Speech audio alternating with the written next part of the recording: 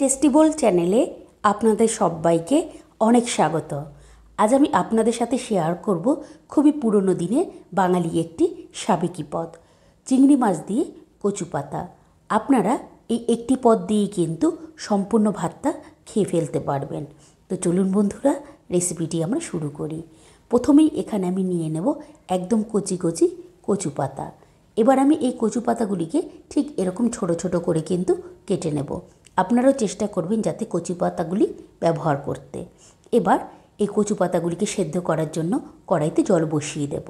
এবার জলের মধ্যে লবণ দিয়ে আমি এই সমস্ত পাতাগুলিকে সেদ্ধ করার জন্য কড়াইতে দিয়ে দেব। এবার সমস্ত পাতা কড়াইতে দেওয়া হয়ে গেলে এবার আমি ভালো মতন এই পাতা জলের মধ্যে নাড়াচাড়া করে নিয়ে এবার আমি ভালো মতন সেদ্ধ করে নেব। পাতা যখন বেশ ভালো মতন সেদ্ধ হয়ে আসবে, এই সময় এখানে আমি কিন্তু অল্প পরিমাণে একটু লেবুর রস ব্যবহার করব, যাতে কচু পাতা গলা না ধরে খাওয়ার সময়। এর জন্য আমি এখানে সামান্য পরিমাণে একটু লেবুর রস দিয়ে এবার আমি এই কচু পাতাগুলি ভালো মতন নাড়াচাড়া করে নিয়ে আবারও কিছুক্ষণ একটু ফুটিয়ে নেব। এবার যখন বেশ ভালো মতন কচু পাতাগুলি একদম সুসিদ্ধ হয়ে যাবে, এবার আমি এরকম একটা ছাঁকনির সাহায্যে আমি এই কচু পাতাগুলি জল থেকে ভালো মতন তুলে নেব। সমস্ত কচু পাতাগুলি ভালো মতন ছাঁকনিতে তুলে নিয়ে এবার আমি গ্যাসে কড়াই বসিয়ে দেব। কড়াই গরম হয়ে গেলে আমি এখানে সর্ষের তেল দিয়ে দেব।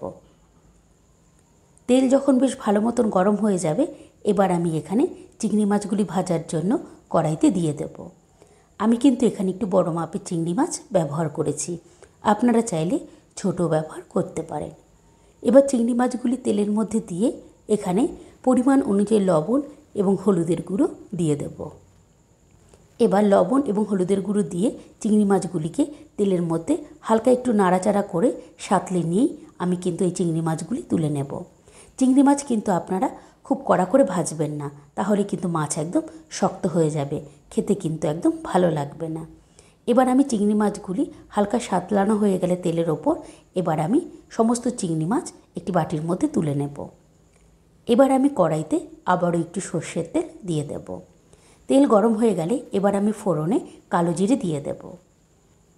ফোড়ন ভালো মতন ভাজা হয়ে গেলে এবার আমি তেলের মধ্যে আগের থেকে সেদ্ধ করে রাখা যে কচু পাতাগুলি সেগুলি আমি তেলের মধ্যে দিয়ে দেব।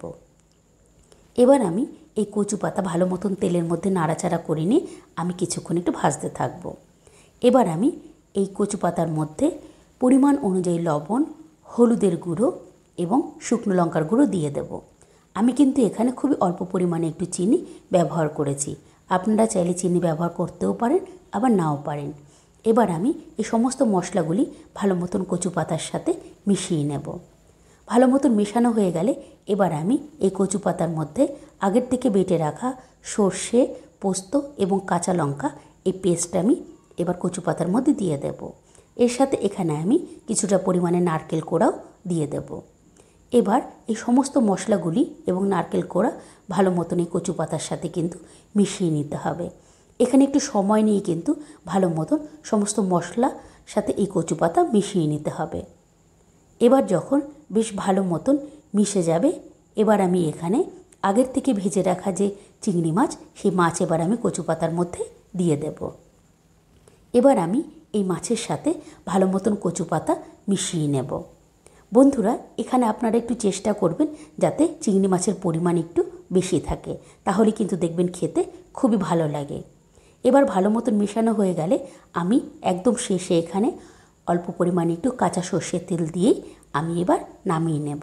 ব্যাস, এইভাবেই কিন্তু আমার তৈরি হয়ে যাবে এই সুস্বাদু চিংড়ি মাছ দিয়ে কচু পাতার এই পদটি। আজ তবে আসি বন্ধুরা, বাই।